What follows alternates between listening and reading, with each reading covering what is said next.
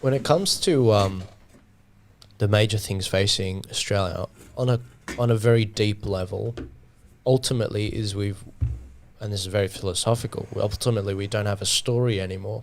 The stories that have given us the fuel to run for so long and hard and fast as we have was Christianity. Ultimately, it was the basis. That's where we got marriage from. That's where we abolished slavery from. That's where we got all these economic sort of systems for. It created stability so that we could have economic freedom. It really starts in Genesis, doesn't it, Joel? That the individual man was created in the image of God, which gives every single person a value which cannot be violated. That's the base of capitalism and individual people voting every day with their wallets, the base of democracy, where every single person gets a vote because their vote is just as valuable as somebody else's vote. It's the basis of the rule of law, that the rule of law applies to every single person equally. That's right. It's those institutions that you're thinking about. No, exactly. And you've answered your own question there. That it's the basis. It is the bedrock of what makes the civilization, the cogs move. And the problem is once you start undermining it, it doesn't matter how good your bloody constitution is, you can't govern immoral people. You just can't. It doesn't matter how good the US Constitution is. That's why, you have these checks and balances here and there in the US Constitution, which is a phenomenal document, the way they built it.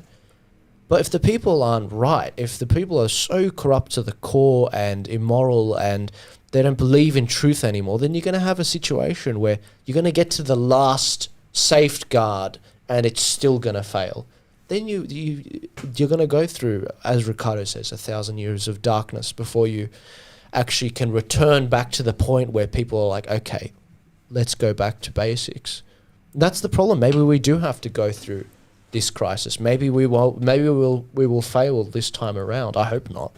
Maybe we'll have to come back in 60 years and solve all this stuff when we're 80 years old. We'll be the forefathers. We'll be the John Andersons guiding the next generation because our country would have fallen into, maybe just look at and that's why I keep describing this as chapters. Each country is at a different chapter in this. That's why when you get countries like, Armenians coming to Australia, or you get Venezuelans going to America, and they're warning people. They're saying you will lose these freedoms.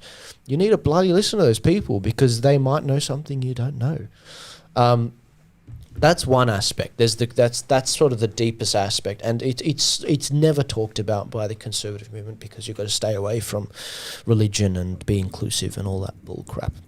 Australians are very shy about talking about the importance of Christ in their life.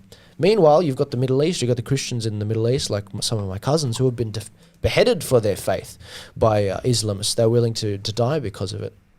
Another aspect of this is the because that's one aspect, and that's been under assault from the secular humanist sort of side. Another aspect is, of course, the socialist side and the communist side, which is trying to... Basically, people aren't taught what they're meant to be taught. Well, they're probably related in the sense that once you take away the individual value of people, then the value is placed in the government. Yeah, that's right. They need a god. They look for it somewhere else. And I mean, the long march through the institutions is where you need to study that. It's very simple. Basically, the communists professors in America, especially in the 50s, 60s, who was it?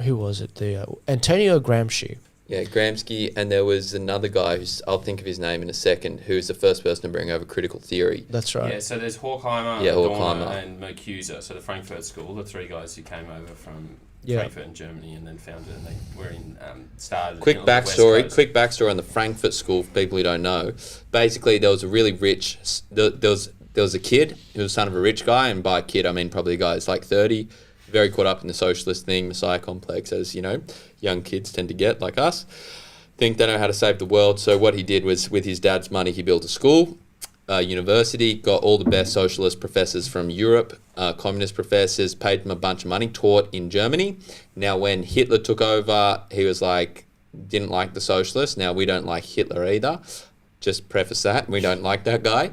But so then he So then what happened was a lot of them were Jews as well, right? These communist socialists, a lot of them were Jews. So then they came to America, and obviously you get a lot of these academics who sit in the library all day. They can't they go back into universities in America.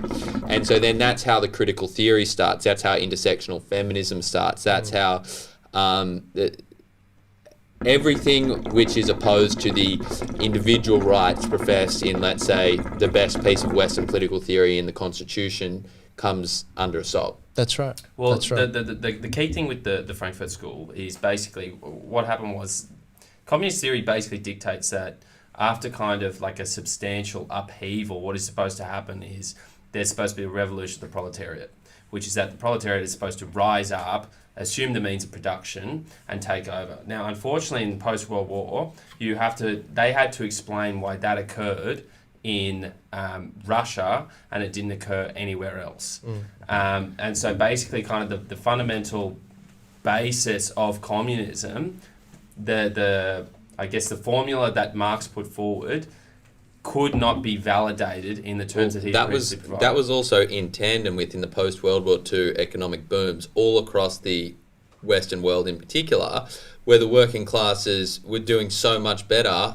Every year the wages were going up, the living conditions were improving. Exactly right. Like the Australian working class apparently is famous in communist thought because they were very happy to go and work their jobs, get increases in their wages, buy a house for themselves, but basically do their work and go to the beach. And they didn't want to overthrow the government. They were just happy with that life. Yeah. And it defied all of the academic theory which preceded it. Yeah, so just to quickly, the final point is that then these guys had to explain or adapt the Marxist critical theory, which is kind of this, basically it relies on the dialectic, this dialectic principle, but there's a synthesis, there's a thesis, an antithesis, and a synthesis. So it's like a historical theory. Hegel. It's basically Hegel, but Marx was one of the first people to apply it to history. And so that kind of ties into the whole idea of the revolution, and particularly the revolution of the peasants. But then what they did was, instead of saying that it's an economic thing, they tried to apply that critical theory to everything else and basically turned it into a social theory. Because the economic theory failed. Because the economic theory failed, they weren't able to validate through historical evidence actually the Marxist theory. They then turned it, the oppressor, oppressed narrative, to male, female, to father, son, to everything, the church and the people. But they don't. They see that the government is actually the means by which they can relieve everyone, not just the proletariat, but everyone from the yoke, from the burden of kind of the capitalist system. Yeah, and that's why I said it all comes back to power earlier on. It ultimately, that's what matters in the end. It's some hot shit. And to specify what Alex was saying about oppressor versus oppressed class, in the economic lens, in the economic theory, the oppressor was the capitalist, the oppressed were the working class. That didn't work. The working class were actually very happy with the situation they were in. And continually better off. Okay, we're back on. Sorry for all these audio difficulties. Joel's about to have a spiel, he tells me. And so what I was going to say is that in the economic theory, you had the capitalists oppressing the working class. That didn't work out, as Alex said, because the working class were continually better off and they didn't assume the means of production. So that's both economical and historical invalidation. So then under the umbrella of intersectional feminism, this is going to be the hot take, is that it wasn't actually about real social analysis. It was just about transposing the Marxist framework of oppressor versus oppressed from working class capitalist to straight versus gay, to cis versus trans or unspecified, to Christian versus other, to straight versus whatever. I might have already repeated some, but you get the idea, and you'll be familiar with that because you would have seen it both in your boardroom policy and in your classrooms. Yeah. So that's kind of the situation we're dealing with from our perspective. And as Joel mentioned, it comes back to power. And Joel, I'm going to toss this football to you. Why do we bring this up? Because that's a great sort of background into where it comes from. I bring it up because these very people that when the collapse of the Berlin Wall happened, we were in a situation where we found that what they were doing didn't work. The Soviet Union failed. The proletariat didn't rally. So rather than taking power by force, they had to take it by controlling the mind of the people. How do they do that? Well, a good example of this is if you go through the 45 goals of communism. That's a great. That's a great. It's a lot of goals. It's a lot of goals. I'm actually going through it with this week with Ricardo. Now, Check that. how do you influence the people and capture the public mind? It's by capturing the institutions, by capturing the cultural aspects. What does that include? That includes the media. That includes Hollywood. That includes the polling institutes. That includes all the other schools. Everything. If you do that and you capture the mind, then all the buildings, when you have your revolutions, all the buildings will stay the same. The flag will be the same. Yet everything inside would have changed. It would have been completely rotted, and so that you could do your peaceful revolution. Can I ask you, Joel? This is one question I have, though, right?